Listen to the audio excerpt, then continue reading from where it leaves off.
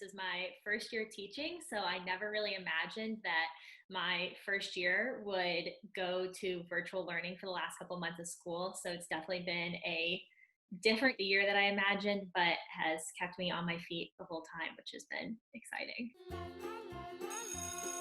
My name is Kaia Alexander, and I am a second grade teacher at Detroit Edison Public School Academy, which is part of the New Paradigm for Education School District. So the first week of our sort of transition, so I guess that was around middle of March, we ended up making that first week our spring break. So instead of having spring break be the beginning of April, we moved it to then. And that time we set up student emails because no students really had ever accessed their emails, especially second grade. We don't really do a lot of stuff online besides testing a couple times a year and then occasionally going to the computer labs for test prep or writing assignments. So the first week was really taking time to make sure that every student had an email, every student knew how to log on, how to get into the Google Classroom, as well as the teacher sort of learning it too, because it was something that we'd never really had a process of learning before. So we have Google Hangouts twice a day. We do a ELA lesson in the morning at 9 and then a math lesson at 10:30, and then we'll have some fun Google Hangouts,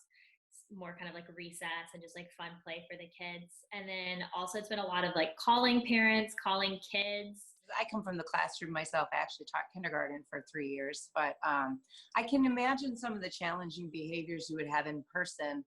What are some of the challenging behaviors that you're experiencing with kids virtually? Yeah, so really in general, I have not seen a lot of challenging behaviors. I think that a lot of my students are really doing well and thriving in the online Google Hangout times. I've even seen some students who've reached out and been like, wow, it was really hard for me to focus in the classroom, but now that it's Hangouts, I can, maybe be jumping around, but still doing my work and I'm not distracting anyone. So that's been a really cool thing to see, is that different students definitely have different ways of learning. And sometimes the online platform is more optimal for different students. That's been really exciting.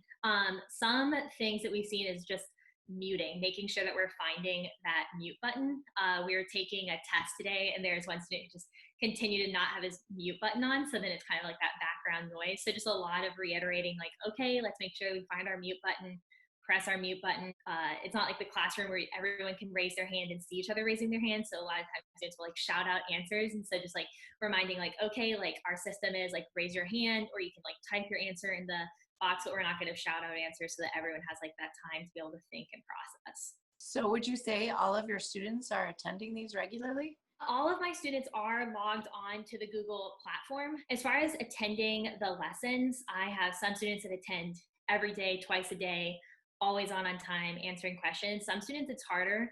The lessons are set times a day. So sometimes maybe their siblings using the computer at that time, or that's when a parent's working. So I always make sure to record my lessons so that any student that's not able to join during that 30-minute session can always go back and watch. And then also just making sure I'm communicating with families and saying, listen, like, if you have a question or want to talk through a math problem and it's not during that designated office hour times, reach out to me and we'll find a way to work on it. Because I know that each student and family has a different schedule. So sometimes committing to those specific time slots can be hard. What are your hopes for the fall as to what you would like to see school look like when we return?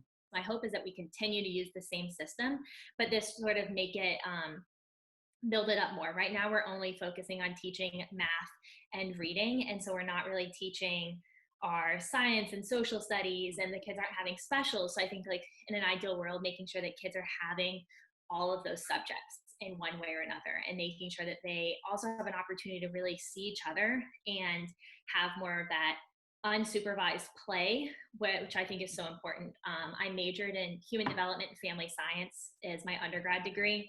So a huge focus for me has always been sort of like the development of the holistic child. So making sure that, yes, we're developing academics and cognitive, but also we're developing that social growth. We're developing that emotional growth. We're developing physical growth. So just making sure that we can find a way to bring all of that into a classroom, which I think can be hard because so much of social growth is through being able to interact with people face to face. And same with sort of that unsupervised play in the playground. You learn so many skills of how to share, how to teamwork, how to problem solve. So just figuring out a way to bring that into a more virtual setting. We recognize that especially being a first year teacher, and teaching through a pandemic is really just a very difficult thing, something that you've got to be flexible for. And I'm sure you're spending hours and hours trying to reach families. Like you've mentioned a couple times, you're reaching out to families when you're not seeing them. We just want to thank you for being a silent hero. We want to thank you for everything you're doing. And it's really nice when you describe this as exciting, because it's definitely a silver lining to the difficulty that's been put into place.